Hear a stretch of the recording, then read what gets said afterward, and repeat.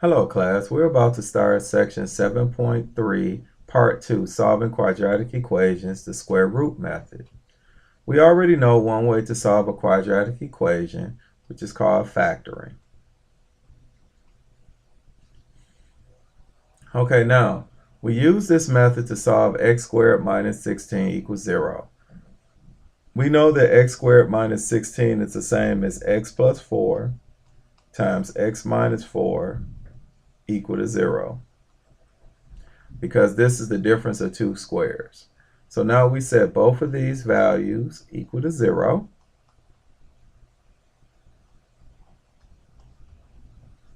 So we subtract 4 on both sides. We will add x equals negative 4.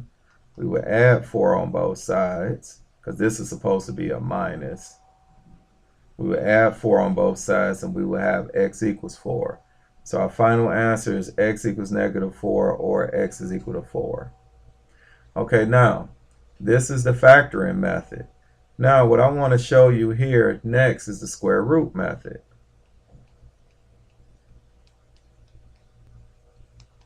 So what we will have is x squared minus 16 equals 0. We will add 16 on both sides. And we will have x squared is equal to 16. Now we would take the square root of both sides. And this will give us x is equal to the square root of 16 will give us a positive and a negative 4. And that is our final answer, which is the same as what we got from factoring. Okay, now it says solving a quadratic equation with the square root method. Isolate the perfect square on one side of the equation, which we did. Be sure the other side of the equation has only a number, no variables. Take the square root of both sides, include both the positive and negative square roots. Solve for the variable and simplify the answer. Okay, now we're going to practice this with a few of these problems here. Well, actually a couple. We have a and b. So the first thing is this. We need to isolate this x squared. So we would subtract 5 on both sides. We have 3x squared equals 75. Divide each side by 3. And x squared is equal to 25. Now we will have to take the square root of both sides. And we will have x is equal to positive and negative 5. Now we go here to b. Now if you notice here with b, we have this parenthesis squared equals 49. So we need to get rid of the square. So we would take the square root of both sides. So this will leave us 2x minus 1 on our left side, and the square root of 49 is positive and negative 7. So now we will have to add 1 on both sides. So we add 2x is equal to 1 plus or minus 7. Then we would divide each side by 2. And x is equal to 1 plus or minus 7 all over 2. So we will have x is equal to 1 plus 7 over 2. Or x is equal to 1 minus 7 over 2. So this will give us 8 over 2, which is 4. Or this will give us negative 6 over 2, which is equal to negative 3. So our final answer is 4 or negative 3. Now, we scroll to our next page. Well, let me put this here. We'll put x equals 4 or x equals negative 3. Now we go here to example 2. Solve the following using the square root method. Okay, so we'll divide each side by 8 first. We will add n squared is equal to 3 over 8. Now we would take the square root of both sides. So we will have n is equal to positive and negative square root of 3/8. Now remember what we did before. We could not leave this here because we cannot have a denominator of 8 under the square root. So we have n is equal to plus or minus the square root of 3 over the square root of 8. Now we know the square root of 8 has a perfect square, which we know is 4. The highest perfect square is 4. So it'd be square root of 3 over the square root of 4 times the square root of 2. So we have plus or minus the square root of 3 all over 2 times the square root of 2. Now we know we cannot leave the square root of 2 in our denominator, so we'll multiply our numerator and denominator by the square root of 2. And this will give us plus or minus the square root of 6 all over. This will be 2 times the square root of 2 times square root of 2. We know is 2.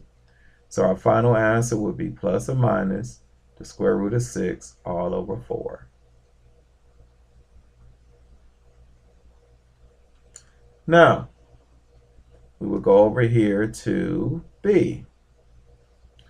Now, we will first add 8 on both sides. We add 2 times x plus 3 parentheses squared is equal to 108. Now we'll divide each side by 2, and we'll be left with x plus 3 parentheses squared is equal to 54. Now we will have to take the square root of both sides, and we will have x plus 3 is equal to plus or minus the square root of 54. Now we will subtract 3 on both sides, and x is equal to negative 3 plus or minus the square root of 54. Now we know that 54, the highest perfect square, and 54, we know is 9. So we will have to break that up. This would be negative 3 plus or minus the square root of 9 times the square root of 6. So to be x is equal to negative 3 plus or minus 3 square root 6. And that is our final answer. Now, we move on to C. Now with C, we would take the square root of both sides, and we would have 2a plus 4 is equal to the square root of negative 4. We know that that is 2i, but it's supposed to be plus or minus the 2i. Now we would subtract 4 on both sides. We would add 2a is equal to negative 4 plus or minus 2i. Now we divide each side by 2, and we will have a is equal to, now all 3 of these terms have 2 in common. 2 goes into 2 once, 2 goes into 4 negative 2 times, and 2 goes into 2 1. So that would be 1i, or just I. Okay, so we will have negative 2 plus or minus 1i all over 1. So we have a is equal to negative 2 plus or minus I. And that will be our final answer. Now, we go over here to D. Now we have 9 times this parentheses squared equals negative 8. We would divide each side by 9. And we have x minus 2/3 parentheses squared is equal to a negative 8/9. Now, we have to get rid of this square, so we would take the square root of both sides, and we would have x minus 2/3 is equal to, now we could pull the I out, so it'd be plus or minus I square root of 8 over 9. Now, we would add 2/3 to both sides, and we would have x is equal to 2/3 plus or minus I square root of 8/9. Now we have to change this 8/9. So we have x is equal to 2/3 plus or minus I, and then we will have the square root of 8 over the square root of 9. So we will have x is equal to 2/3 plus or minus I.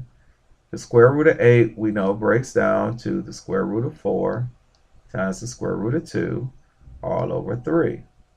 So this would be x is equal to 2/3 plus or minus I times, we will have 2 square root of 2 all over 3. So now, if you notice here, we do have the same denominator, but this I here will multiply to this 2, so we have x is equal to 2/3 plus or minus 2i square root 2 all over 3. Now that we have all the same denominator, we could actually, well actually this will end up just being this here. Now we could put this I at the end. So we could write this as x is equal to 2/3 plus or minus 2 square root 2 all over 3. And we could put I here in the middle. And that is it. Now, we scroll down here to the next page. It says, example 3, the poverty threshold in dollars for an individual under 65 years old in the U.S. at T years since 1900 can be modeled by P of T is equal to 4.95 times the parenthesis T minus 57 squared plus 1406. Okay, now, what we need to do is we have P of 95. So that means that this would be actually in the year 1995. And we would substitute in 95 for T. So we have P of 95 is equal to 4.95 times 95 minus 57 squared plus 1,406. Now, after we put this in our calculator, that will give us 8,553.8, actually an approximation. Okay, so this means in 1995, the poverty threshold in the U.S. was $8,553.80. Okay, B, it says find T when P of T is 3,000 by hand using the square root method. What does it mean in this situation? Okay, class, to expedite time, I just had this problem done and just put this here. So what I'm going to do is explain this. First thing we would do is write the equation, which is here, and we would substitute in 3,000 at the end of the equation, and this is from A. Now, our next step would be to subtract 1,406 on both sides, which gives us 1,594. Then we would divide each side by 4.95, and this will simplify out, and that will leave us T minus 57 parentheses squared is equal to 1,594 divided by 4.95, which gives us approximately 322.02. Now we take the square root of both sides, and we will have T minus 57 because this square root and square simplifies out and is equal to plus or minus the square root of 322.02.